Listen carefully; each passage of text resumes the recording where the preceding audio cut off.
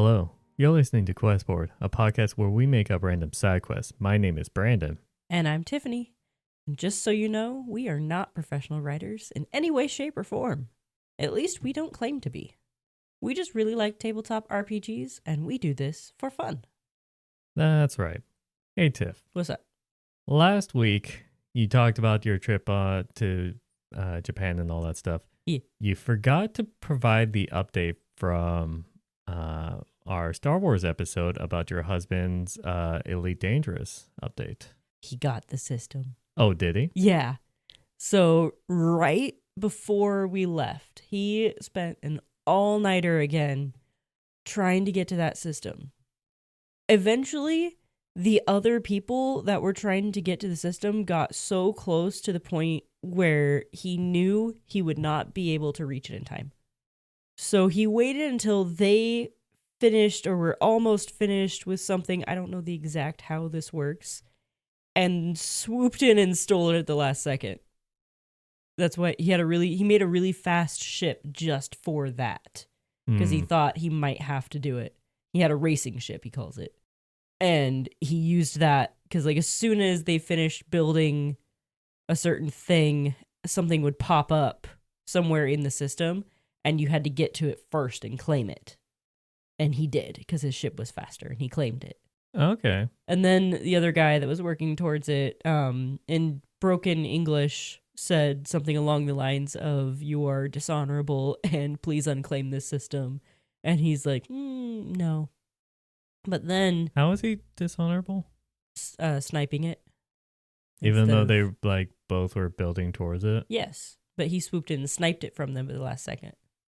Instead of I don't know Elite Dangerous well enough. Down in the comments. Yeah. But apparently he etiquette? looked up that other guild or tribe or... No, there's a word for it. Clan? Squadron? Battalion? Something along those lines. And apparently when they claim a system, they give them really stupid names. Like, this is the poop system or something like that. So he feels like he saved his system from getting a horrible name. Whatever helps him sleep at night, I guess. But he got it. Well, congrats to him. Yeah. I'm glad he got it. Now I never get to see him because he's always working on his system and building it. And oh my God, you're the neglected wife story of just my husband's just playing his game and you're leaning against the door frame, just staring at him like the back of him. What are you talking about? I'm next to him playing my own games. What are you playing? Braveheart. Great game. I've heard that, yes. Yeah, no, my brain just stopped functioning entirely. I've been wanting to get back into playing Minecraft, but recently I've just been kind of working on whatever crafting project I can think of while playing lo-fi or Spirit City lo-fi sessions. Okay, so you're just being more of a crafty mood. Yeah. Oh, that's cool. Mm-hmm. Just knitting or cross-stitching? Knitting, cross-stitching. My sister actually just gave me a ton of beads, so now I can make cool jewelry and stuff. Don't worry, is it the I won't kind make you of wear any. Is it the kind of beads that string through? Yeah. Oh, okay. Because there's also last time I visited my aunt, she was showing off the thing where it's small squares with certain numbers to indicate color, and you stick beads onto them just to those aren't beads. They're not considered beads? They are not considered beads. Oh. They're considered rhinestones or... They look like beads. Yeah. I am biased. I hate those things. I think they look awful. Because they're pixely? No, I like pixel. It's because they're glittery and diamondy and just dumb. I'm not a girly girl. I don't like How them. dare you insult my aunt? Yeah, I know. But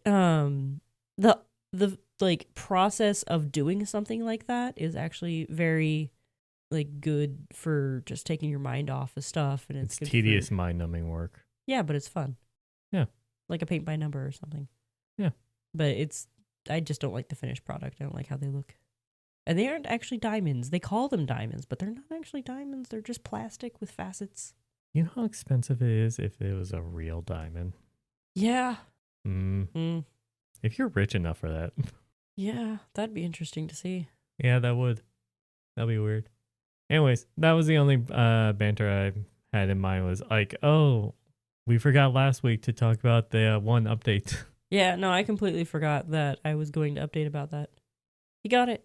Woo. Anyways, I guess we'll just go straight into the episode. We are doing of Metal Magic posting. Yay. So, of Metal Magic, thank you. Hopefully, we will do your work justice.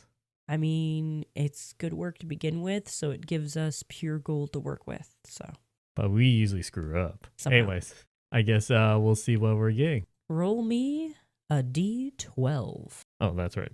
I have to do that. Yeah, you're rolling. I got a 10. 10?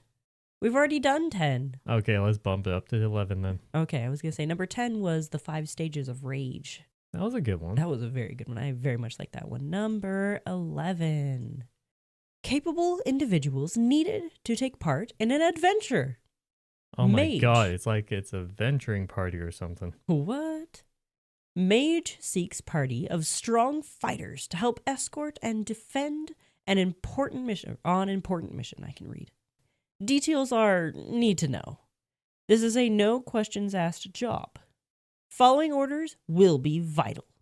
Upon completion, you will be rewarded 1,200 gold, plus a 600 gold bonus if no questions are asked. To apply, simply place a drop of your blood in the box below, and you will be contacted shortly.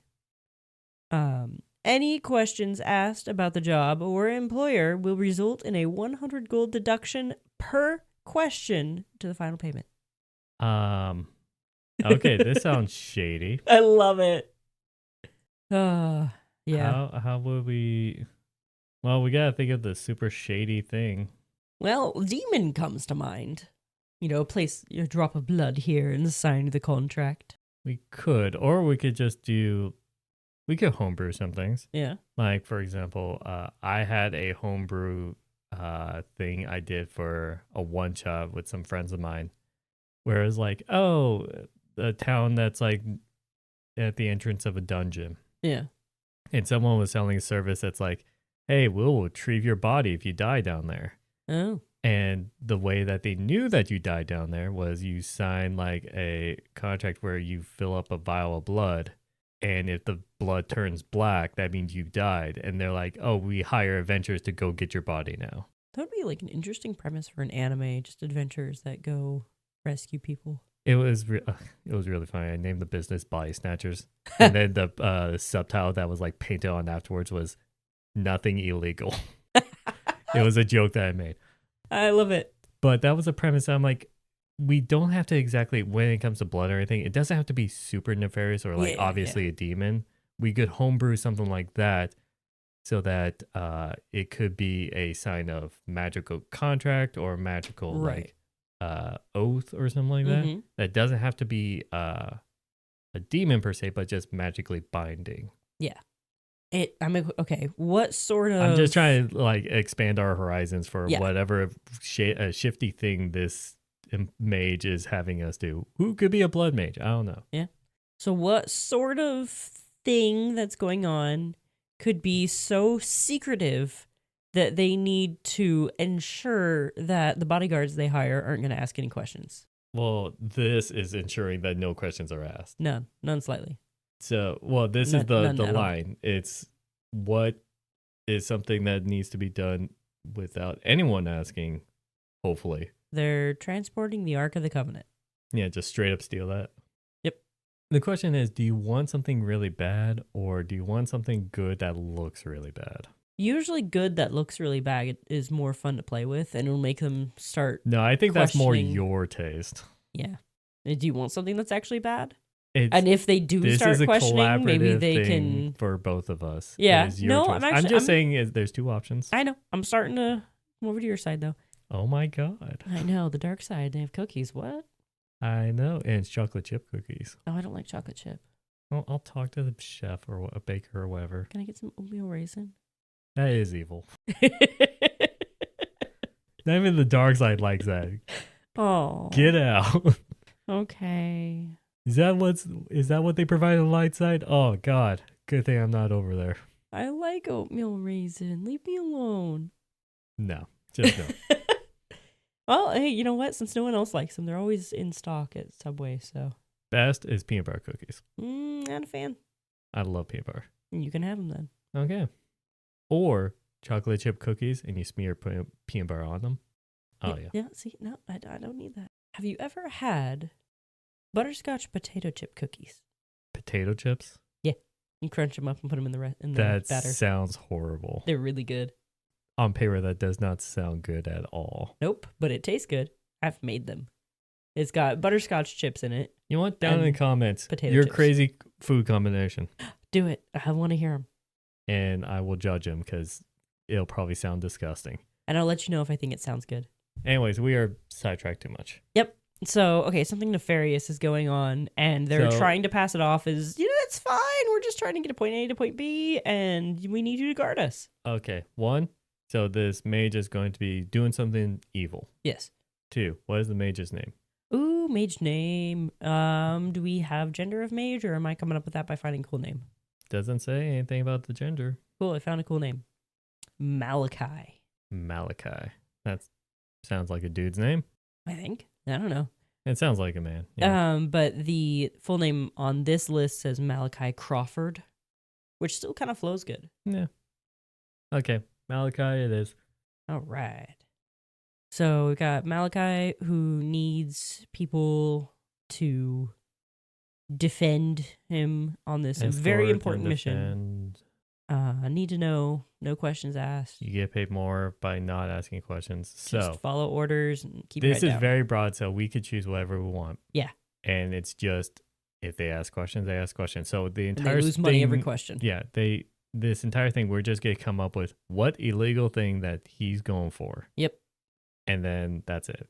The rest is purely up for the party if they ask questions or not. So we cannot predict that any of that. No, you can't. So we're just gonna come up with what is he doing, what is his goal, and how he's doing it sort of thing, and then done. My brain keeps saying there is like a really like fancy, super ornate wagon that he is transporting, or riding. It's like kind of a like one of those cabin wagons that somebody could be inside or something could be inside, but he's sitting on the front driving, and strange noises can be heard from it. This is getting close to our previous episode, Merchant of Tahaj. Oh yeah. That was slaves, though, if I remember correctly. Was it Tahara? Or something like that. Yeah, anyway. I'm just saying you're getting close to that. Well, I was probably just remembering that then, so we can throw that out the window. I'm sorry. New plan. Nope, you're right. I was just remembering that. So, different. Check that out if you want to. Yeah. Go ahead. Check out that episode. I don't consider it one of our best, but it was like, all right episode. Yeah, it was okay. I'm very harsh about my own stuff, though, so, He is. He really is. He's our top critic. Harshest critic? One of those. I hate myself the most, yes. So, why is this one so hard? what's illegal in D&D? I mean, depending on the world you set up. Yeah. Necromancy is always frowned upon. Typically, yeah. Blood magic is always frowned upon. Uh-huh. Underground market stuff is frowned upon. I don't know. Yeah. It really depends on the setting you're providing. Right. Because we've done quests where necromancy is fine and there's regulations because we had a small phase of that. We did. How about he has stolen an egg from an ancient dragon?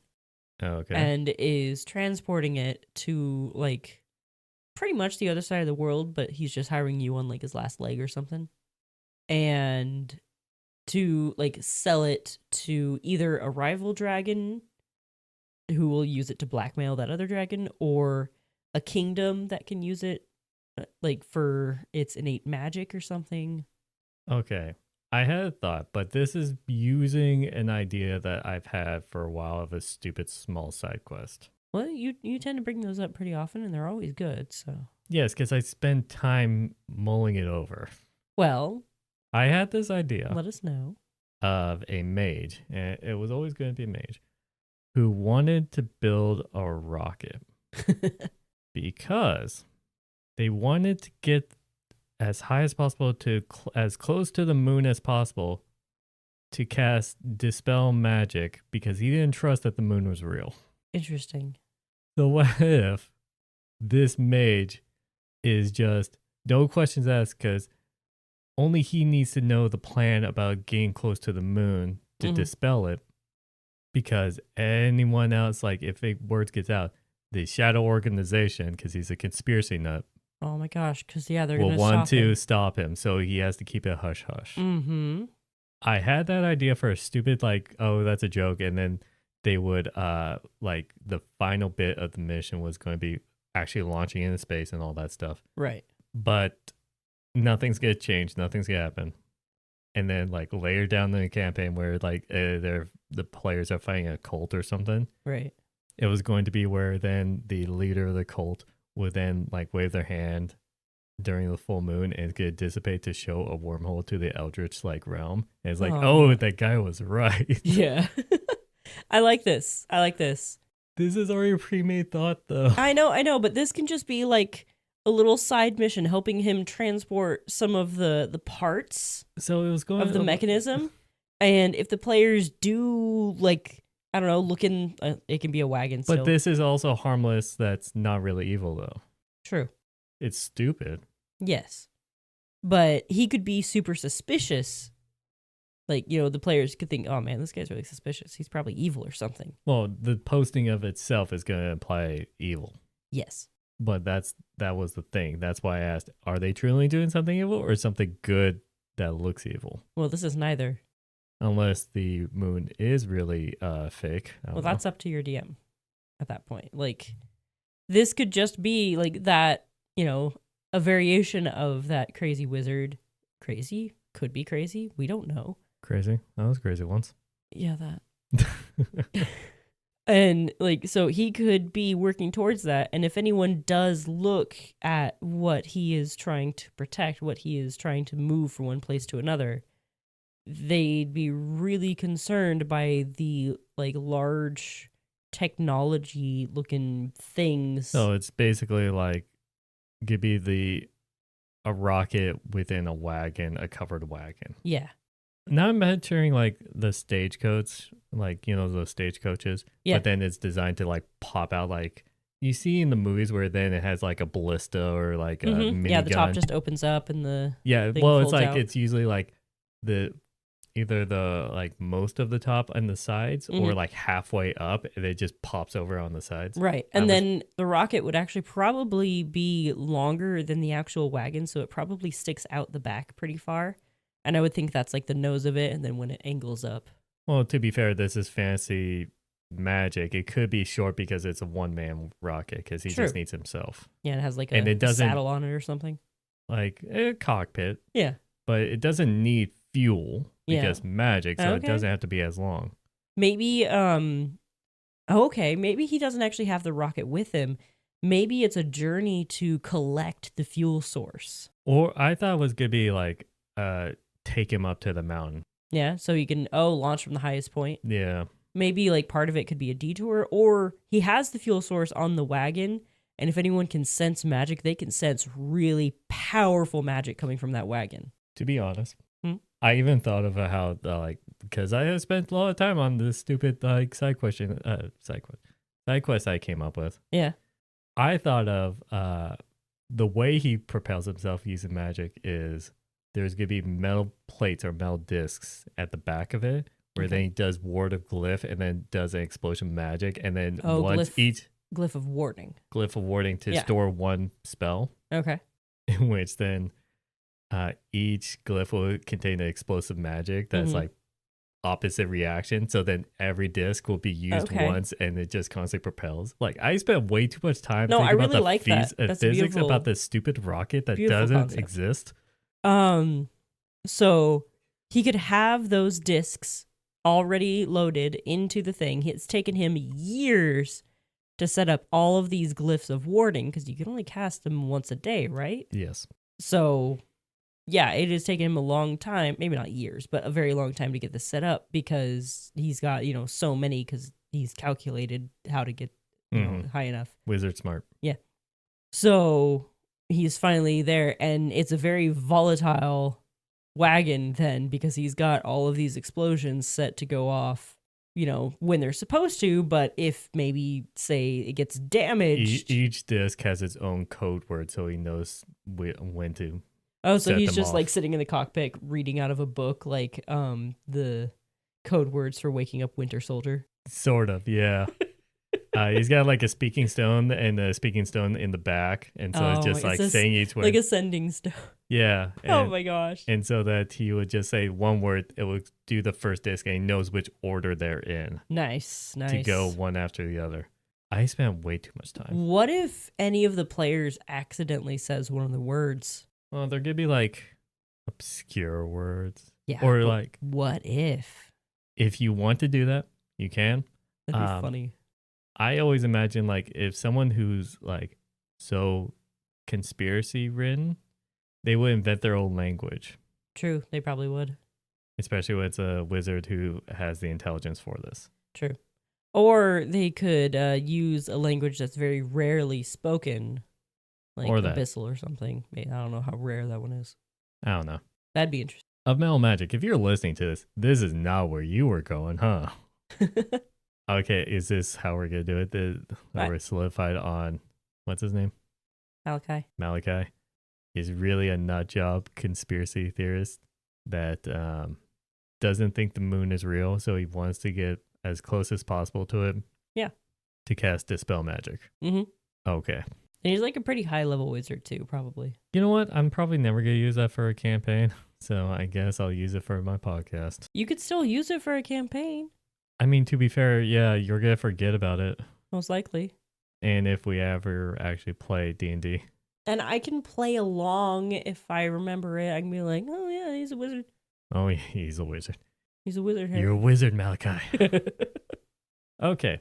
I guess, are we finished with this? I don't really have anything else to add to it. You kind of came up with all of the really awesome details. I really like your method of propulsion. That's a really cool idea. I spend too much time thinking about the physics for magic. It's, it's fun. That's okay. You're allowed to have fun. We've had discussions before of like, I have tried to come up with like magic systems. Yeah. Like they do like in books, because I always am intrigued in different magic systems in books and the limitations and all that stuff. Right. So I have told you plenty, I wouldn't say plenty. I think like 2 or 3 different magic ideas I've had. Mm-hmm. I think I've told you a couple I've had too. So, if I remember correctly, yes, Of Metal Magic loves to post on their website suggestions or what he had in mind. Mm-hmm. So let us actually see what he did or what he had in mind and how different we are. Do you want to read these for ways of approach and possible repercussions? Sure. Although politely presented, this job is undeniably sketchy. Yeah, we felt that too. We all know this, yes. Which is perfect for any number of strange missions. Consider using this poster as an introduction to the criminal underground of your world. A taster? Yeah. A taster mission that tests the integrity of the characters, determining their morals and whether or not they can be trusted. Should they sign up in full display of the world surrounding them, a guard may approach with the offer of doubling the gold in order to have the party infiltrate the sinister organization. The mission itself, something as simple as escorting the mage to the ruins of the old city where they must rescue a friend. The friend in question is a thief held captive for attempting to steal a relic from the lizard folk who now call the ruins home. Of course, stealing the relic will be crucial too. If your characters are playing heroes, make sure to give them ways to finish the task non-lethally, or at least room for plenty of creative thinking. Characters outside of the melee classes may need to do some persuading to join on this adventure due to the specification of fighters. However, it should be very possible for maximum party enjoyment. Oh, I never think about like when they say fighters, that's excluding not like the magic people. Right? I never think about that. I think fighters is just like the party as a whole. Using magic to fight. You're a fighter. That's true. Possible repercussions. This is one of the few instances where the party joining may be for the best, unless they use this as an opportunity to infiltrate and take down the criminal organization. On the one hand, the mage doesn't get any volunteers capable enough to finish this adventure, and thus losing out on a thief, a relic, and possible new associates to do their bidding. However, the guards also lose their way in to infiltrate the group, and so the power dynamic ultimately stays the same. Yeah, because possible repercussions is just if they don't do this at all. Yeah. No, that seems like a very simple one. And yeah, it could be, hey, this is your way into the black market. If you want them to need them to do that down the road, or if you have a planned MacGuffin that can only be sold there, then they need a way in earlier. So this is a good way to plant that. Or you could do something stupid and silly like we did. Yeah. This is a lot more serious. It is. I am quite curious on how Of Metal Magic will react to that lovely thing. Yeah, let us know what you think. But anyways, I guess that would be it. If you put this in your campaign, let us know if the party finds out about the mage's true intentions to dispel the moon. If they actually hear about it, or did they just not question it and then you never get to tell them this backstory? And then suddenly the moon disappears and they have no idea where it went. Or it stays there, or they just hear loud explosions in the distance and see something fly across the sky. I don't know.